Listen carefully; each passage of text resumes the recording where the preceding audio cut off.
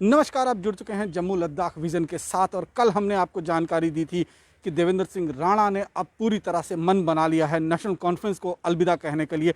और वो हमारी खबर पूरी तरह से सच जो है वो साबित हो रही है, क्योंकि कल यहाँ पर हमने आपको जानकारी दी थी कि 11 तारीख को जो डेट तय हुई है कि वो एक नई पार्टी को ज्वाइन कर सकते हैं, और वो जानकारी अब सीधे तौर पर निकल कर आ रही है। जो हमारे कुछ करीबी दोस्त हैं देवेंद्र सिंह राणा से, उनसे जो बातचीत हुई, उन्होंने कहा है कि राणा साहब बीजेपी को ज्वाइन करने वाले हैं। तो अब अगर और मगर की स्थिति जो है वो लगभग खत्म हो चुकी है। हम इस समय देवेंद्र सिंह राणा के घर के बाहर मौजूद हैं। फिलहाल यहाँ पर नेशनल कॉन्फ्रेंस का झंडा जो पिछले 15-20 सालों से लगा हुआ था, वो झंडा अभी लगा हुआ है, क्योंकि राणा साहब ने कहा कि कुछ घंटों के मेहमान जो हैं वो हैं इस समय, और लगभग 1-2 घंटे के बाद जो है वो अपना रेजिग्नेशन दे देंगे। और यहाँ पर आप स्थिति देखेंगे तो फिलहाल मीडिया से बातचीत करते हुए देवेंद्र सिंह राणा सामने तौर पर नज़र आ रहे हैं, और सीधे तौर पर तस्वीरें हम आपको उनके घर की दिखाएंगे।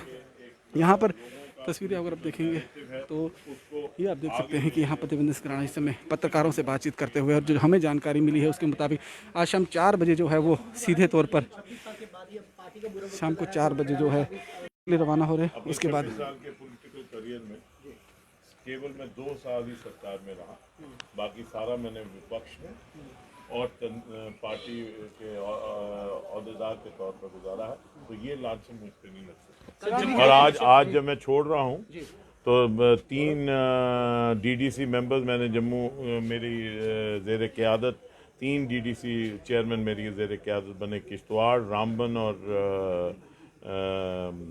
रजौरी, और 3 ही कश्मीर संभाग में भी बने नेशनल कॉन्फ्रेंस के। तो ऐसा कुछ नहीं है, मैं पूरी डिस्ट्रिक्ट इलेक्शंस करवा के डिस्ट्रिक्ट बॉडीज़ को बना के उस वक्त छोड़ रहा हूँ जब प्रोविंशियल प्रेसिडेंट की इलेक्शन आ रही है। जम्मू डिक्लेरेशन में क्या कुछ मेन पॉइंट्स होंगे, क्योंकि अभी तक कुछ मेमोरेंडम उस तरह का सामने नहीं आया है। जम्मू डिक्लेरेशन जो है वो जम्मू संभाग के लोगों की भावनाओं और आकांक्षाओं को साथ लेकर एक पॉलिटिकल नैरेटिव है for inclusive Jammu and Kashmir. ये जम्मू एंड कश्मीर के लिए जम्मू से भी आवाज़ निकलनी चाहिए। ये जम्मू एंड कश्मीर हमारा है, तो एक जम्मू से भी नैरेटिव निकलना चाहिए जम्मू एंड कश्मीर का, और वो नैरेटिव जो है वो हम निकालने की कोशिश कर रहे हैं, जो कि डिक्सन प्लान जो है उसको डिफीट करेगा और जम्मू कश्मीर को मजबूत करेगा, भारत को मजबूत करेगा। कल से आपका नया सफर जो है वो शुरुआत करने जा रहे हैं। जो पिछला सफर आपका 26 साल का नेशनल कॉन्फ्रेंस के साथ रहा है, किस तरह से उस सफर को आप देखते हैं? बहुत अच्छा रहा है, और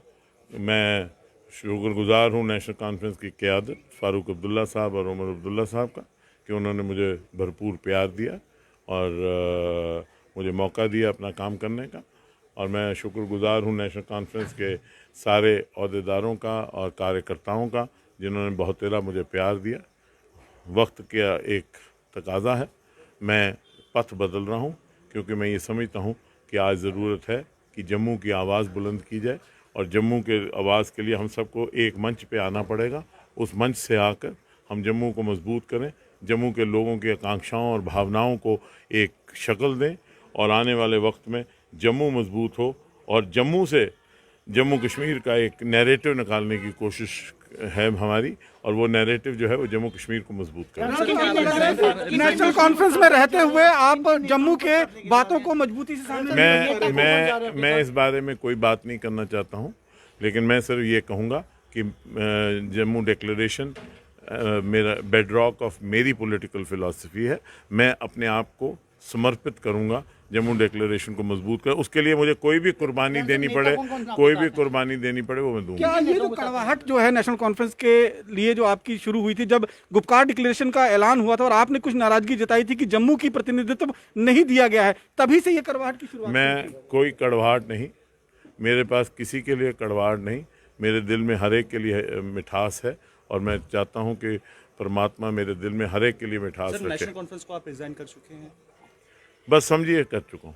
अभी आगे के सफर के बारे में कुछ बताइए सर। आगे भविष्य का सफर जो रहेगा वो आपको पता लग जाएगा। सर, कोई ऑफर अभी तक किसी और पार्टी से? आपको पता लग जाएगा। जानकारी तो मिल रही है राणा साहब, जानकारी मिल रही है कि आज शाम आप दिल्ली के लिए रवाना हो रहे हैं। हाँ, मैं दिल्ली जा रहा हूँ। तो कल आप भारतीय जनता पार्टी का दामन थाम रहे हैं कि हमारे पास जो जानकारी वो मिल रही है? आपके पास जो भी जानकारी है, मैं इस वक्त दिल्ली जा रहा हूँ। आप इसको डिनाई करते हैं या? मैं अभी दिल्ली जा रहा हूँ, मैं इतना ही कह रहा हूँ। कल डॉक्टर जितेंद्र सिंह भी आपसे मुलाकात करने के लिए आए थे। मैं यहाँ था ही नहीं, मैं तो कल दिल्ली था। मैं तो कल दिल्ली था, डॉक्टर जितेंद्र सिंह जी मेरी माता से मिलने आए थे और वो आते हैं, ये उनका घर है, ये उनकी माँ है, मेरी माँ है, और उनका आना जो है वो कोई हमेशा उनके और मेरे बीच में कोई सियासी बातचीत नहीं होती। वो मेरे से बड़े हैं, मेरे बड़े भाई हैं, मुझसे 11 साल बड़े हैं, और उनका आना, उनका अपना घर है, ये उनकी माँ का घर है, उनका घर है। सर लास्ट टाइम जब आप दिल्ली गए थे एक फोटो वायरल हुई थी कि जेपी नड्डा साहब आपको भारतीय जनता पार्टी ज्वाइन करवा रहे हैं, कल वो तस्वीर जो है सच होती हुई नजर आ रही है। अगर आपको नजर आ रही है तो आपको मुबारक।